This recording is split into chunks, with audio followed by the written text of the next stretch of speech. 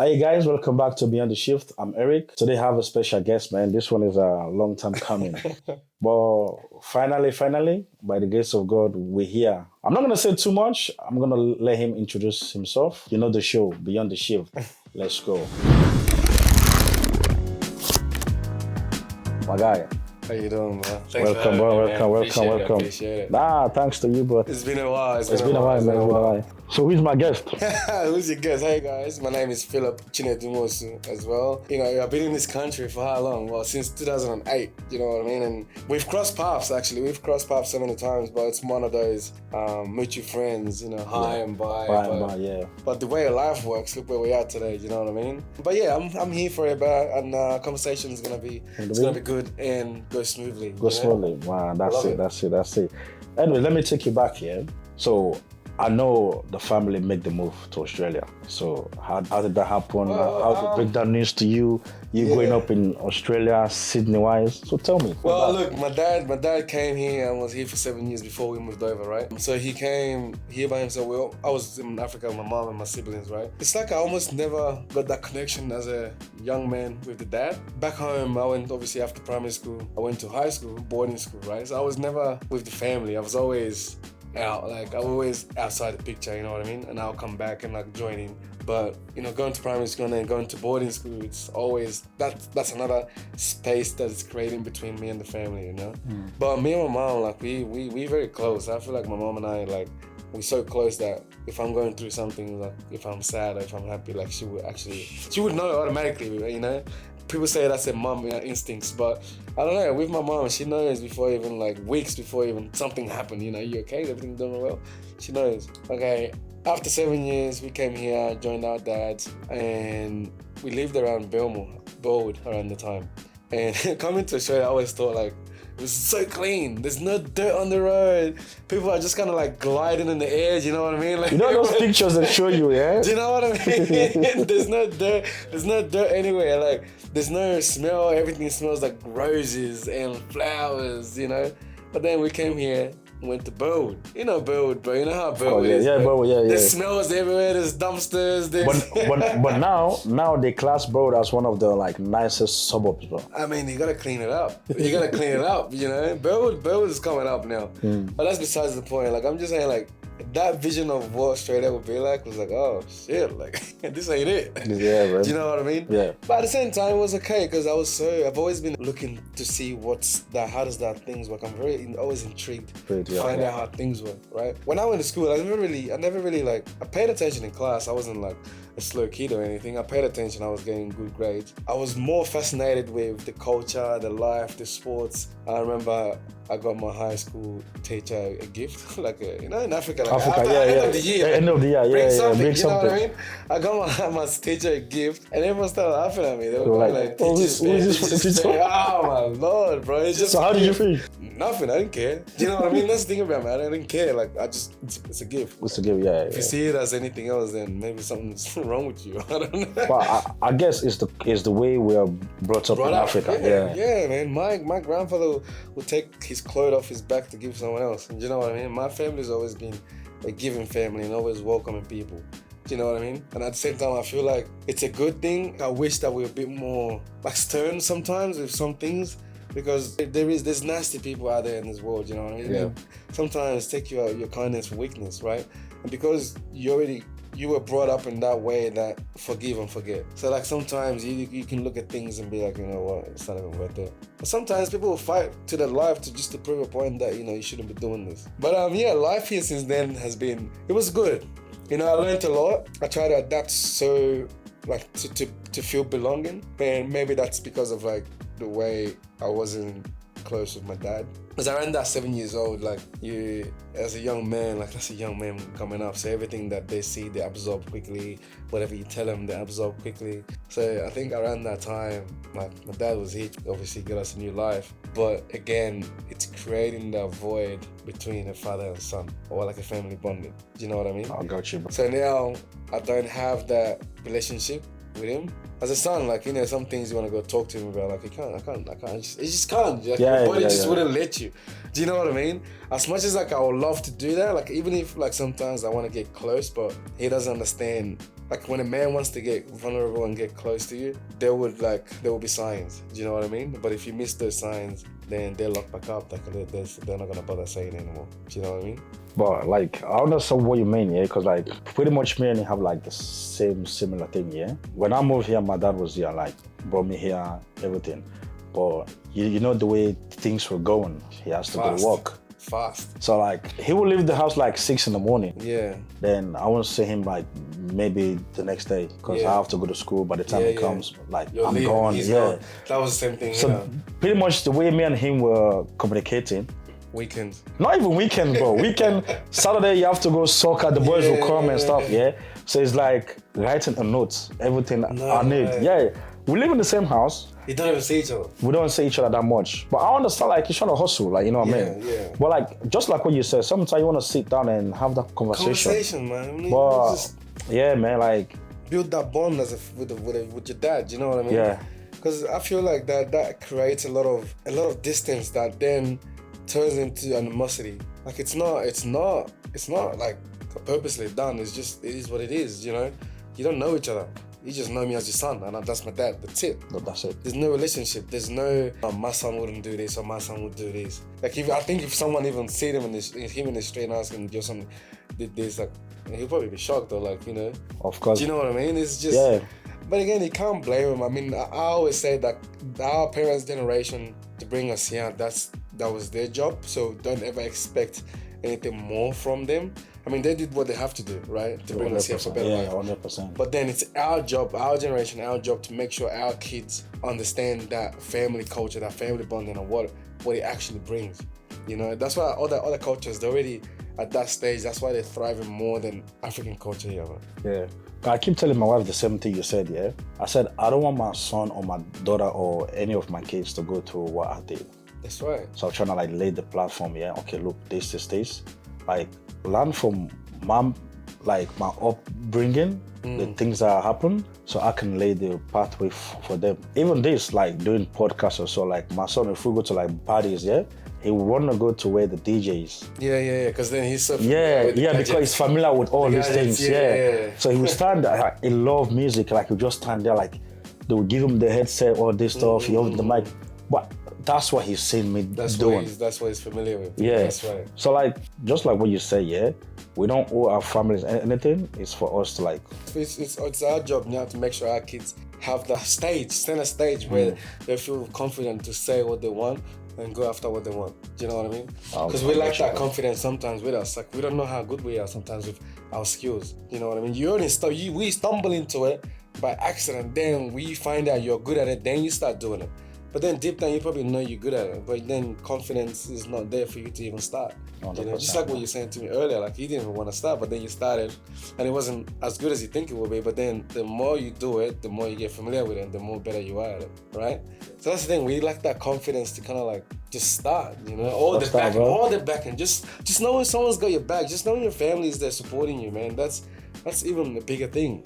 You know? But 100%, like the support is the main thing, yeah? I think your environment shapes you, man. Like sometimes like people go through a lot of things and just don't realize that your environment shapes you to be like what you just said, you just take me back here, like we're talking. Like when I started doing my panel beating, yeah, because from school days I love cars, yeah? So like every week they have like a staff meeting, then they will ask each and everyone, what do you have something to say? Me, I would stand there like, oh, what am I gonna say? You have to say something, but like the English is one. They're like, you know, when you're young, then the way you're talking, the stuttering. Then in my head, I was like, wow, like I'm sweating inside, but all of me knows I'm sweating. I want that energy. So after that, like keep going, keep learning, keep watching all these things, yeah. But now, bro, I don't care. Bro. You're the one though. You're the one that raise your hand to go. I will say, so I woke up. Man. These days, everyone, like Eric, you're annoying because like me looking back then, when they say you're annoying, I was like, damn, I've come a long way. Because you never really used to talk much then. No way. But now you won't shut up. But I want to keep going.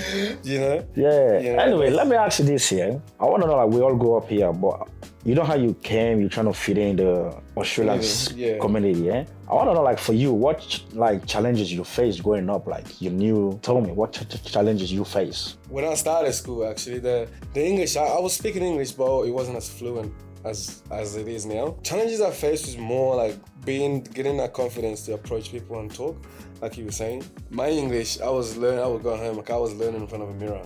Like trying to do that Aussie accent. Like, do you know what I mean? I was learning in front of a mirror, bro. Like it's almost like, you know, this culture, you in a new place, you gotta adapt. You know what I mean? Change, adapt. Then I started sports. I integrated more into sports. So sports was more like where I found my ground, you know. So I played all the sport, volleyball, basketball, rugby league, like, you know, all that kind of like shaped and helped me navigate the culture, you know. And then doing that also opened the doors for my socializing skills, people skills, and being able to communicate with anyone. Like in school, you have, you know how in high school you have all the groups like your liberals, your phobes, your Asians, your African. But I would go to every group, man, and just feel welcome. Do you know what I mean? Because I don't really care. Like I'll go to where I want to go. It's the free will, you know. But at the same time, there's some Australian cultures that you don't want to adapt as an African. Do you know what I mean? Because as an African, there's some things like, you know, when you're doing something bad, in the back of your head, you can hear your parents screaming at you. Your village people. You know what I mean? Yelling at you already, you know. But here, there's some cultures like, who cares? Just do what you want to do. You're over 18, so you can do what you want. You know. But other than that, like I think I was smart enough to kind of like navigate between where I should be or where I shouldn't be. Like, you know, this you don't belong in this circle. Like you're better than that. You're smarter than that. Do you know what I mean? Yeah, I understand. Yeah. So now, let me ask you this. I know like there's someone now, what you know as they're trying to pack their bags, try to like take that step to a new country, so a new path in life, or that kid. For you, what advice would you say? Like, you know how you're able to navigate yourself in school, everything, So if you're gonna advise someone who's gonna be fresh in school, what would you say? I would say, man, the best thing that you can do if you're trying to be in a new environment is to learn your people skills and social skills. Learning your people skills and social skills and how to communicate, your communication skills will put you in positions and rooms that you never would dream about being into. Because even if you don't know what's going on, but because you have the skills or social skills enough to kind of like find out what's going on. Imagine being awkward, like they don't know what's going on, but you just stay there like, oh, what do you want, bro? Like, you know what I mean? Speak, use your words. Yeah. You know? And I always say closed mouths don't get fed. So like, because you have that communication skills, you can voice your opinion, like speak out, because you don't know who's standing next to you. You don't know who's listening to you. Just speak your mind, speak what's bothering you, speak what you need, speak what you're looking for, just speak, you know, and being able to read the room, because the way you talk to a rat is not the way you talk to a goat. Do you know what I mean? Yeah. You gotta be able to like navigate each room that you're in to know exactly how to communicate in that room. I think that's my biggest advice. The other thing is just do it. Just find something that you love that keeps you happy. Because at the end of the day, life is too short to like be serious in everything, man. 100%. Yeah. If you find happiness in something that you do for a job or for your hobbies, just keep doing it. That's what's gonna keep you going in this life, man. Because like, if you're trying to do something you're not even happy with, by the time you know, the life is gonna be too long for you. So wait, I want to take you. What do you miss in school? I actually miss footy days in school, man. When you playing footy back in school, what position do you play? I was a winger. Why do you choose winger? I don't know, I'm fast, quick.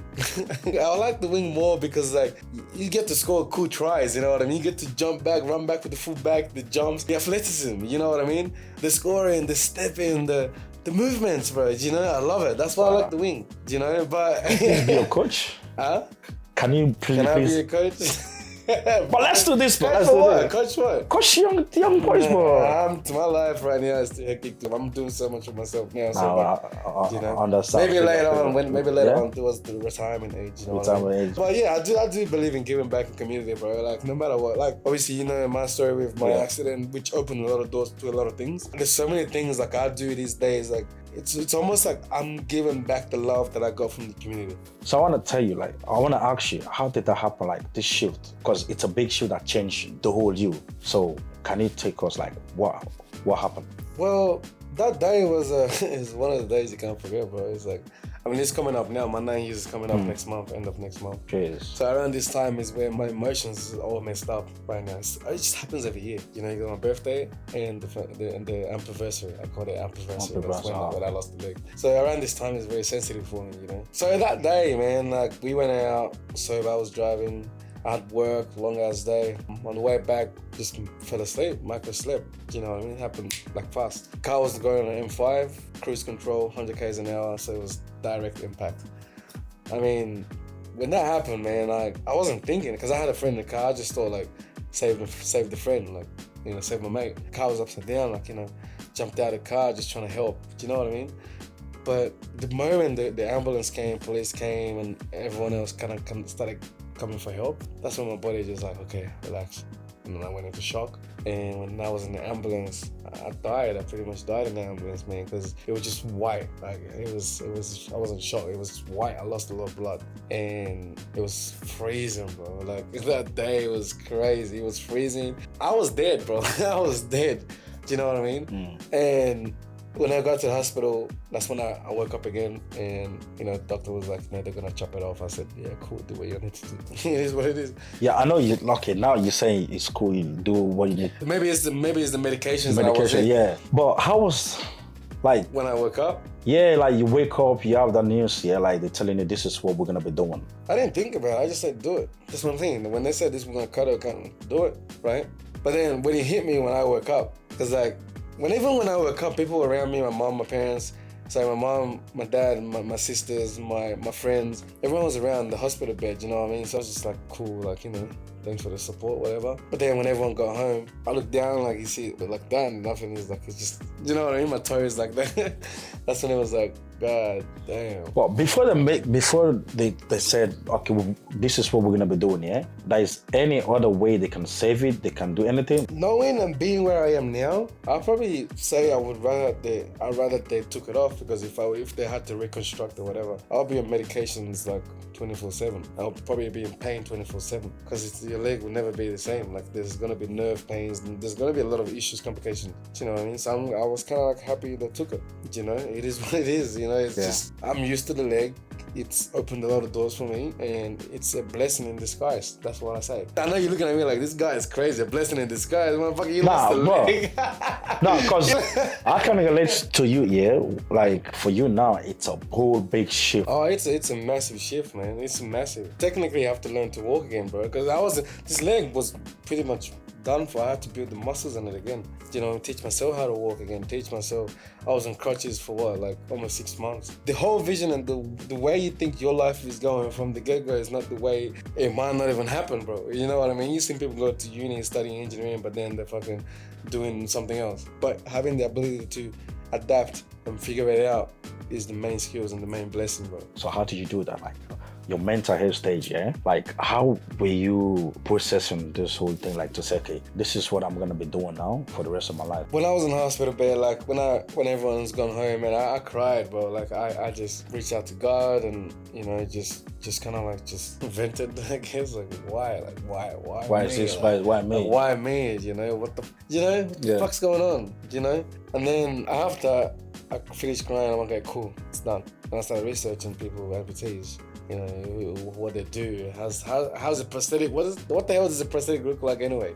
Do you know what I mean? I've never seen someone with prosthetic leg before until I actually need to get a prosthetic myself. Because the only person I know was a South Africa. Everyone always say Oscar Pistorius, you know what I mean? Everyone always think about Oscar. Yeah. But then that's the thing, I've never seen one, so now I have to start researching, right? So I was doing that, and then the more I was doing, the more confident I was getting with like, oh, okay, cool, I can get these designs. And then I started imagine me rocking a prosthetic leg with these nice shoes. You know how cool that would look? It's like half man, half robot type stuff. Do you know what I mean? So it's like, I'm already coaching my mind to adapt to this no matter what. We're gonna adapt to it. This is us now, bro. Like, you're just gonna have to get used to it. Do you know what I mean? Try to figure out a way to make sure like I'm comfortable in my own skin with it. Fast forward after the hospital, going prosthetic, because I was already mentally ready. When I went to do my rehab, I got checked out the first day. Like, you don't need to be here, right? They didn't dismiss me the rest of the... I did it once, my rehab, with them. So the rest of my time learning everything again was by myself in the gym, you know what I mean? But then because I was mentally ready, whilst I was waiting, it was just like go. But then, I'm not saying it's a bad thing, but because I've been on go, sometimes I forget to like look back to see what I've achieved or what I've overcome, which then makes me think like, I haven't done enough. Does that make sense? Yeah. Because I haven't really looked back. Look, yeah. You know, and sometimes It does. Because I have this thing where you gotta do better, you gotta do better than that. Then I get so overwhelmed. And the thing I was saying before about like the strong person, right? If you're the strong person, always being strong for people. People, yeah. Who's strong for you? You know, sometimes now I'm thinking, geez, man, like I get burned out, and I'm sometimes I'm at home for a couple of days. I don't speak to no one. It's like I go in my cave, bro. Like I just lean back, because I'm so eager to like get to the next stage. Like what's next? Oh, so why are you so eager to get to the next stage? When I was in hospital, I made this promise in my head. I remember like I'm promising that I'm not gonna let my parents or my mom especially think that we have to take care of me the rest of their life. So for me, it's almost like, nah, I'm doing this, man. So the more I achieve, the more I'm proving to them like you don't have to take care of them. Okay, that's the thing I got in my head. You know, that's a different level of you, bro. That's a different level of you. It's just, I think that's what it is. I think that's what it is, because man, I see my mom cry in the hospital. I was like, yeah, she ain't doing this again, bro.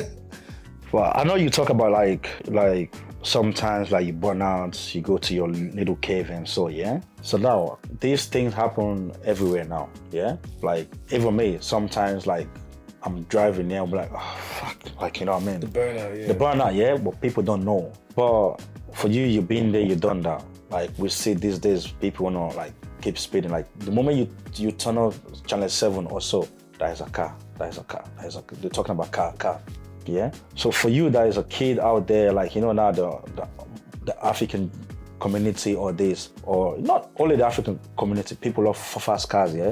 But what advice would you give to that kid? Like, I love fast cars, but don't get me wrong, I like my adrenaline, bro. I know, yeah. Hey, man, I would have got me a faster car when that happened, but I got me a VA after that, bro. After that? Yeah, bro. The only thing, it wasn't the car. I wasn't afraid of the car, you know. I fell asleep. I didn't say I was a bad driver. I fell asleep. That's a different thing. So the car wasn't the issue. But still, yeah, I want you to like give us the advice, yeah? What can you advise that kid? I would say, man, just be safe on the road, man. Just don't get peer pressure to do what you don't want to do, like drag racing.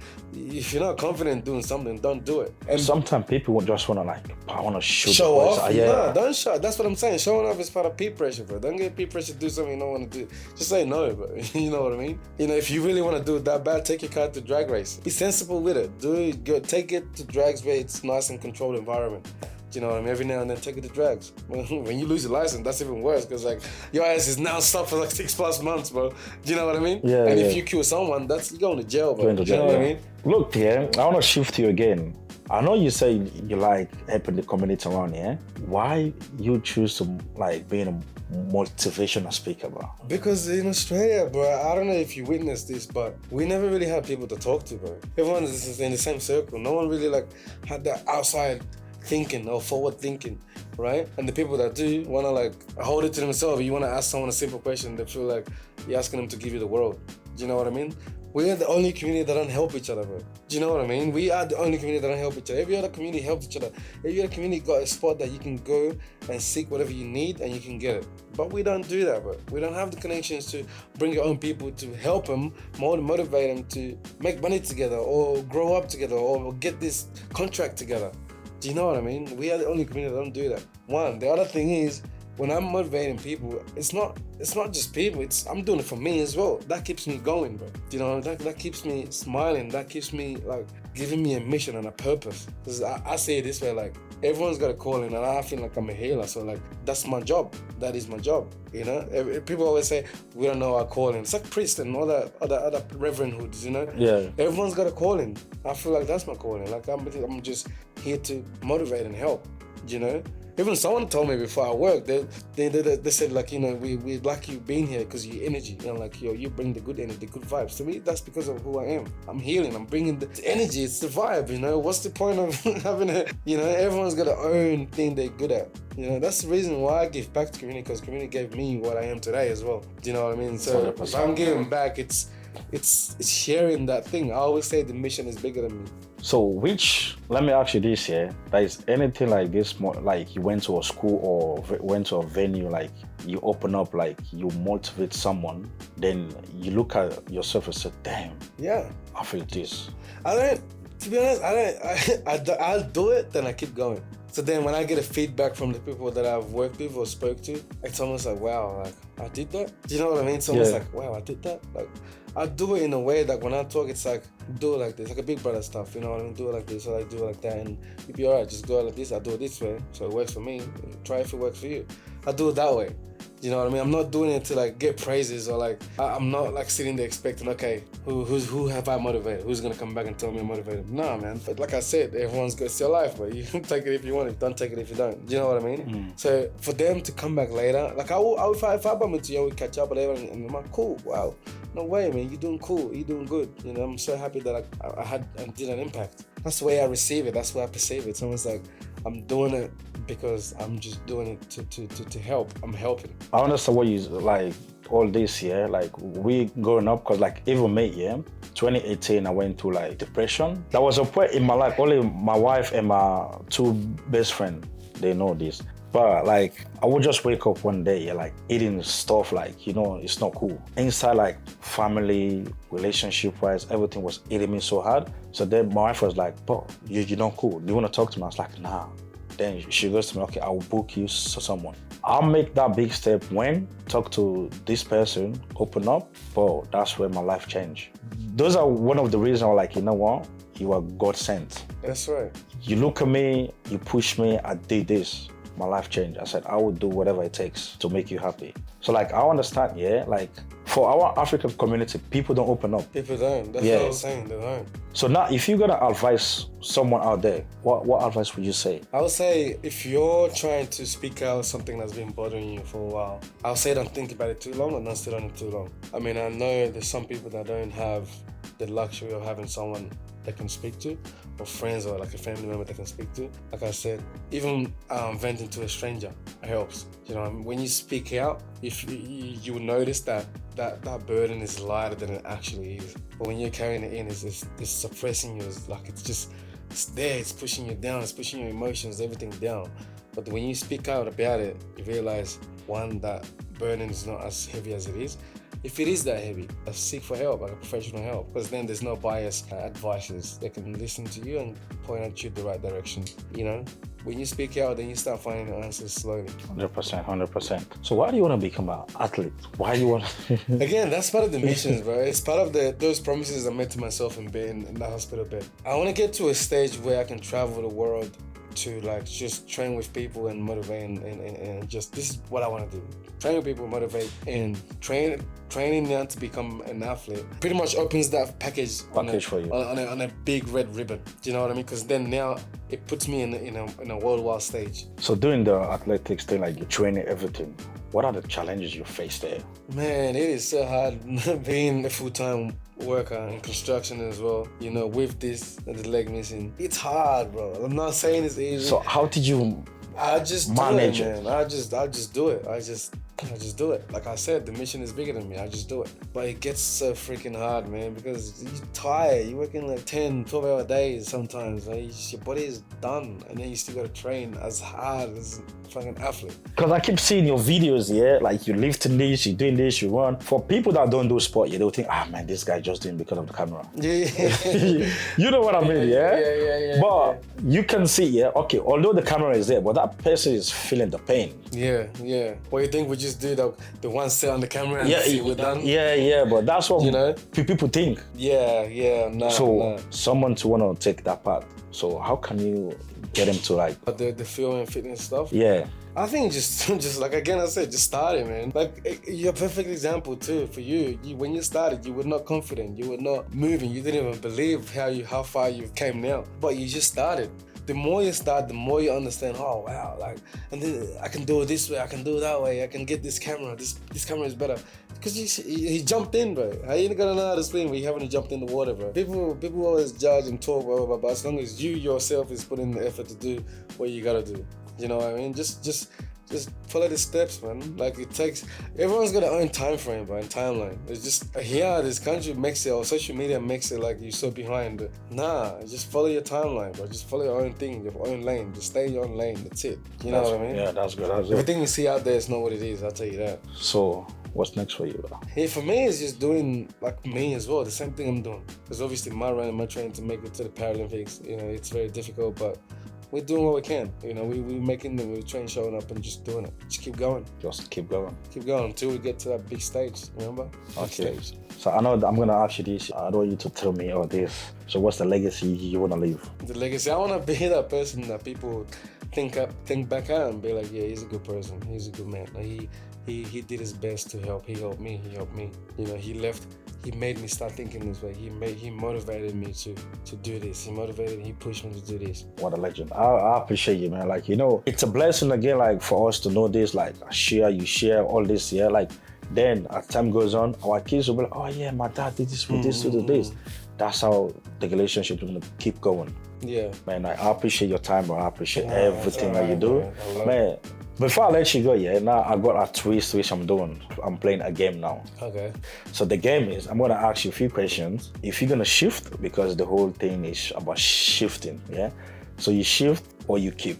Okay. So if you feel like you keep, you tell me why do you want to keep, why do you want to stay in that same position. Okay. If you want to shift, why you shifting. Yeah. Yes. Okay. So the first big mistake you made. I'll keep, to be honest. I don't even know what it is, but like making a mistake is what shapes you to be who you're becoming. If you don't make that mistake, it's either then or you're gonna make it in the future, which will be even bigger. Do you know what I mean? I got you. I feel you. Okay. Struggling before finding your path. Shift or keep? Keep as well. Why? Because without a struggle, there's no glory. No glory. This guy. Do you know what I mean? Trying to give me that Lagos vibe, eh? No. You see? No. You know, it's almost like, without the struggle, bro, like, how do you even know what you're looking for, bro? How do you even know what to look out for? 100%, 100%. Do you know what I mean? Yeah, 100%. The struggle creates who you are. Okay, now the last one. The friendship who stayed through your tough time. I'll definitely keep them. You're definitely keeping them people. So you're not shifting anything? Nah, man. It's a great question, man. Don't get me wrong. But then, for me, everything I've been through is what shaped me to who I am today. You know, if I didn't go through some things, I probably wouldn't even see life the way I see it now. If my mom didn't go through that, what they did, I'll probably think life is all sunshine and rainbows, where there's no bad people around. Yeah. Do you know what I mean? Yeah. But now all those things makes you, when you look out for things, look out for signs, look out for, you know what I mean? It just creates who you are, builds your confidence, bro. Do you know what I mean? Because then if you're always walking around thinking life is all sunshine and rainbow, you never seen a gun in your life, you never seen this in your life, then sometimes someone flash someone in your face. Do you know what I mean? Like, How are you even gonna react? How are you even gonna act? 100%. You know, it's just, yeah, man. What we go through is what shapes us and what creates and builds the confidence in you. It either makes you or breaks you. Isn't that what they say? Yeah. So that, I always ask my guests before they leave. So with you, everything you've been through, everything we discussed, what Beyond the Shift means to you? I think Beyond the Shift, before I had my accident, I would say I had no purpose. I was just living. Do you know what I mean? I was just living. But then after my accident, it made me start thinking a little bit more deeper into my life and like what I do want to do. So if that didn't happen to me, that's why I said the accident is a blessing in disguise, right? Because if that didn't happen to me, I was just like working out, showing up, I don't know, just whatever. We're just living, bro. We go to work, we go to sports, like hang out, probably try to start a family, like whatever. No one would, you know, everyday life things, you know. But then because that happened, it just made me start paying more attention to what I do and more articulated with something. Do you know what I mean? Yeah. So that's what Beyond the Shift meant for me, bro. Like without it, I wouldn't be able to like see things in a different light. Feel it, man. Man, it's a blessing having you here, man. Thank you for dropping by. That's all right, bro. Taking the time. It's all good. Thanks for having me, man. Man, I appreciate you, bro. I appreciate you, brother. Like, big filo. I appreciate you, bro, my guy. Guys, you guys have just had the brother open up to us about his journey, his challenges. Man, like I always say, anything in life happens for a reason. So don't give up, don't back down, just keep pushing. Until next time, I'm Eric. This is Beyond the Shift. Turn off that bell, subscribe to the channel, like the video. See you next time. Let's hold. Peace out.